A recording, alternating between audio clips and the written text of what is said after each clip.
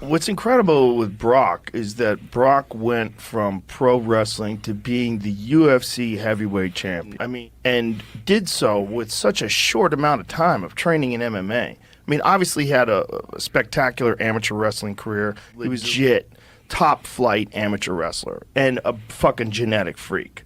All those things. But to be able to make that transition to winning the fucking world title against a guy like Randy Couture, I don't think he gets enough credit for what I think a lot of people say. Oh, he was so big and he was this and that and he did steroids and there's all these excuses. Like, you don't understand what that guy did.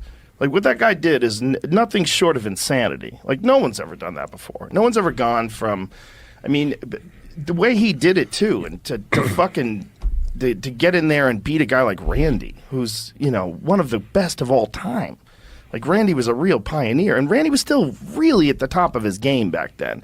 It wasn't that, it was just, he was just fucking a freak, just a real freak. Like, I always said that if, like, that guy, like, fresh out of college, like, if we were in a different era, like, if he's coming fresh out of college today, and someone like Faraz Sahabi or, you know, Henry Hooft, like some top flight MMA instructor gets a hold of him as a young man and teaches him how to strike, where, you know, he's comfortable and he can move just like elite guys of today. Fuck. He would have been unstoppable. He would have been unstoppable. He's a monster, brother. He's a monster. He still is. Still is. He's like the biggest genetic freak maybe I've ever seen in the sport. Me and my crew used to go to the Royal Rumbles for a few years back. Yeah. And there's 30 people. One comes out every minute. And that's where you really see what a freak he is. Because it stands out amongst 30 other wrestlers. You can tell with 2, but with 30, and he comes in and he's flying. He's faster than the other people. He's stronger than the other people. It's the closest thing to it is like watching LeBron James play basketball. You're like, how does he move like that? He just got to the hoop in 2 steps, and that's what he's doing in the wrestling ring. You ever see his NFL combine numbers? He had like legit top flight combine numbers, like ridiculous numbers. See if you can pull those up, because just a fucking freak, man. Yeah. Like a real rare one. Very fast, too. Like, his run was fast. Look at this. 6'3", weighs 283 pounds, a 40-yard dash of 4.7 at 200. That's insane. Jump 35 inches vertically and 10 feet from the standing long jump. 10 feet. He's he's hurling almost 300 pounds, 10 feet. He can bench 200 for 30 reps. 225 for 30 fucking reps. That's crazy. Dude. Oh, look, it's me. Astounded. I've been astounded multiple times by that guy. That's crazy. There's a few guys that I say, he like, can still go, brother. Yeah, I'm sure he can still go. Well, there was talk about him fighting again in the UFC just fairly recently, like a few years ago. You know, I mean, I'm sure in the back of his head, he still wants to stomp some people, you know? He's intense, brother. I mean, last time I was around him, I was in Saudi Arabia with him.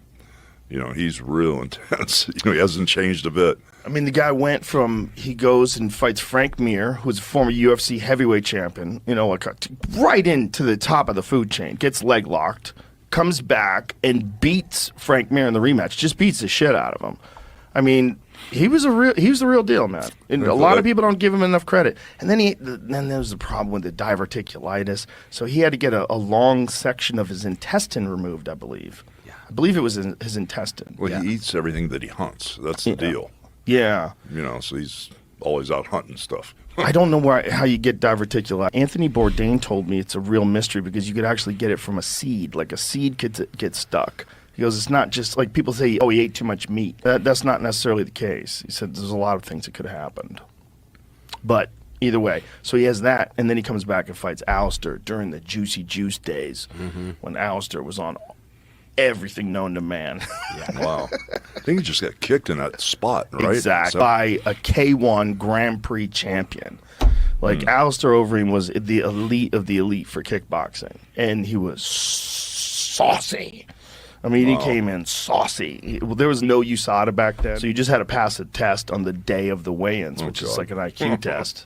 Yeah. And then just using all these masking agents and shit. There's like, you know, it's a different world back then. Hey, woman, since your man ain't got no heart, why don't you go to our apartment tonight and I'll show you a real man? There you go. What? Fuck you.